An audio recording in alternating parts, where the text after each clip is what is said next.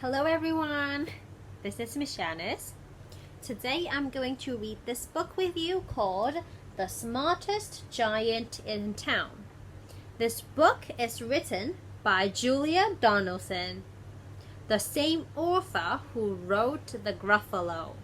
I enjoy her stories very much, that's why today I want to share one with you. Are you ready? Let's start reading together.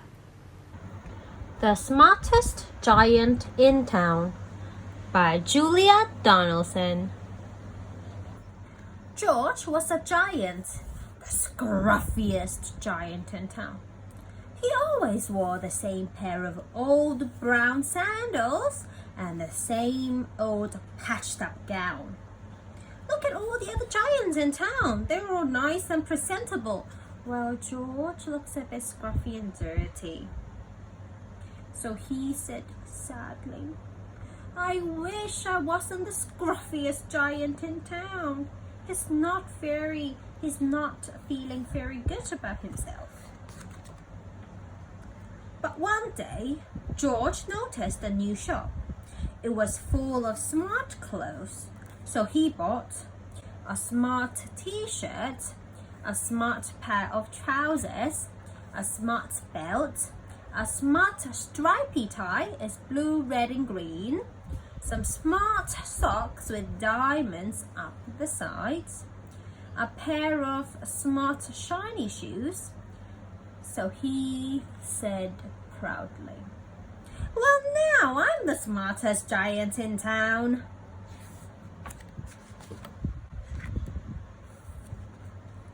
Then George left his old clothes behind in the shop.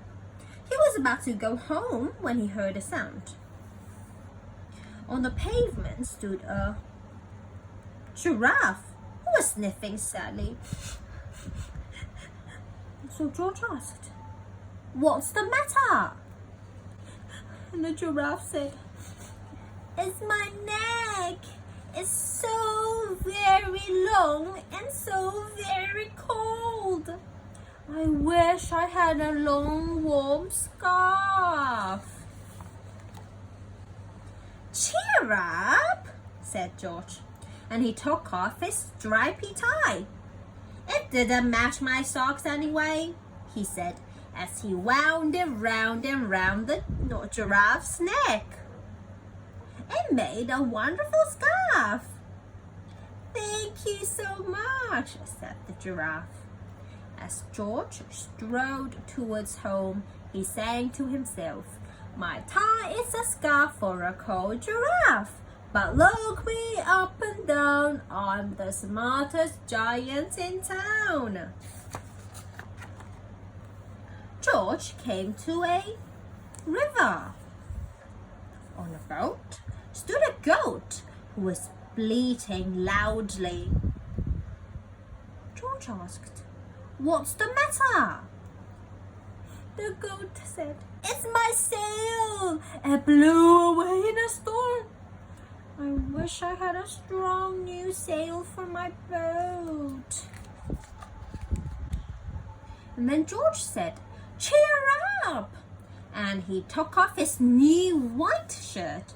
"It kept coming untucked anyway," he said, as he tied it to the mast of the goat's boat.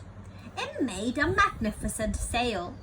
Thank you so much," the goat said. George strode on and on, singing to himself, "My tie is a scarf for a cold giraffe. My shirt's on a boat as a sail for a goat.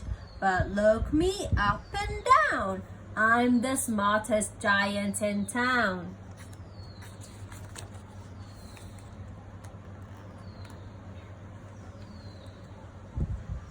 George came to a tiny ruined house.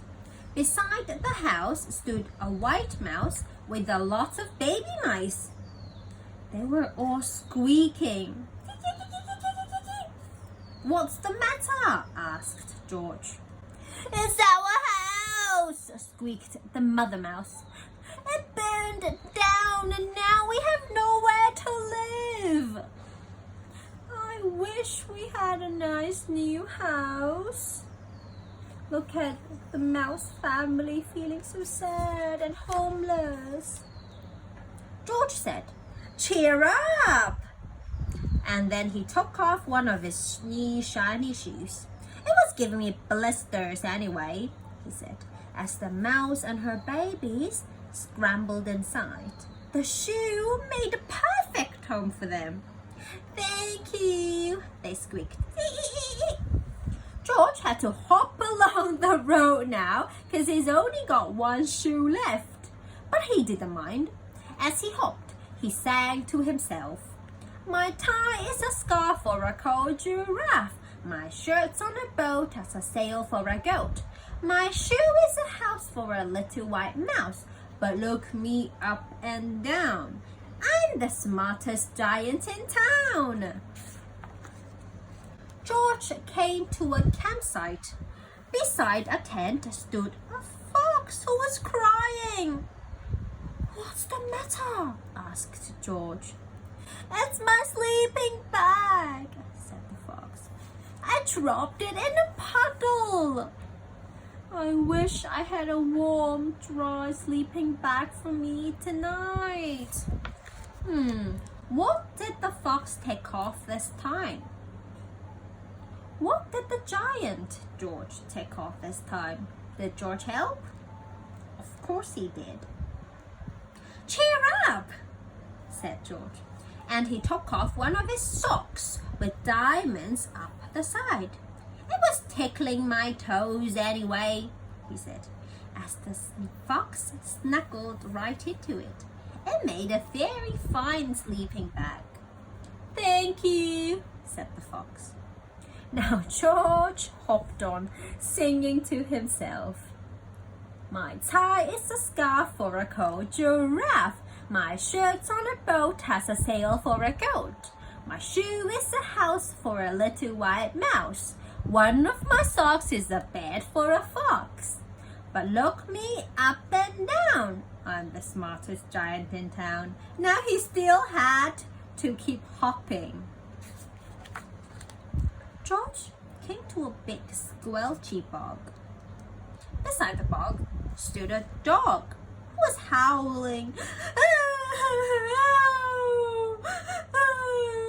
So George asked, "What's the matter?" So the dog said, "It's this bog. I need to get across, but I keep getting stuck in the mud. I wish there was a safe, dry path."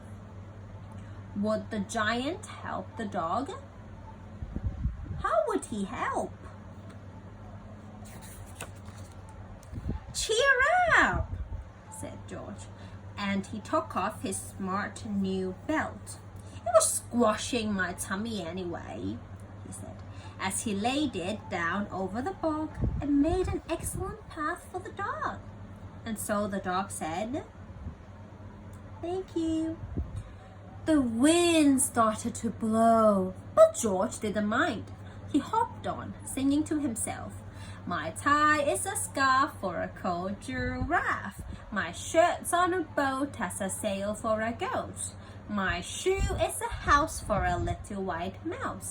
One of my socks is a bed for a fox.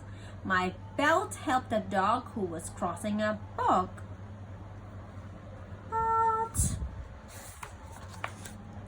my trousers are falling down. I'm the coldest giant in town." Suddenly, George felt sad and shivery and not at all smart. He stooped on one foot and thought, "I'll have to go back to the shop and buy some more clothes," he decided. He turned around and hopped all the way back to the shop. But when he got there, the shop was already closed. What should he do now? "Oh no! See, tears coming down," cried George. He sank down onto the doorstep and a tear ran down his nose. He felt as sad as all the animals he had met on his way home. Then Out of the corner of his eye, he saw a bag with something familiar poking out of the top. George took a closer look. My gown! He yelled. My dear old gown and sandals! George put them on. They felt wonderfully comfortable. I'm the coziest giant in town, he cried, and he danced back home along the road. Outside his front door stood all the animals he had helped. The giraffe, the goat, the fox, and the mouse family. They were carrying an enormous present. Come on, George, open it, they said. George untied the ribbon. Inside was a beautiful gold paper crown and a card. Look inside the card, George, the animal said. George put down the crown on his head and opened the card. Inside it said, your tie is a scarf for a cold giraffe.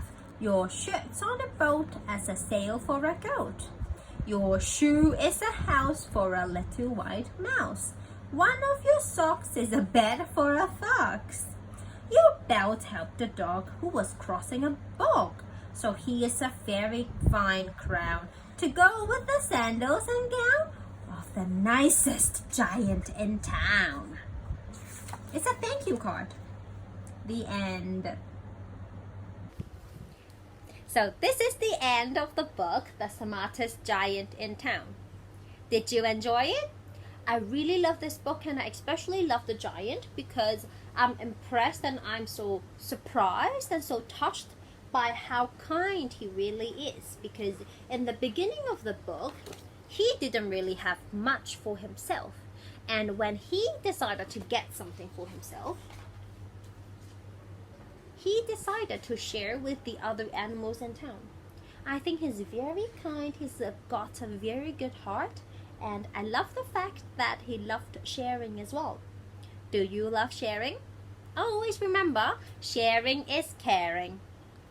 You might not be the smartest girl or boy in class, but you can be the kindest too. Enjoy the book. See you next time. Bye-bye.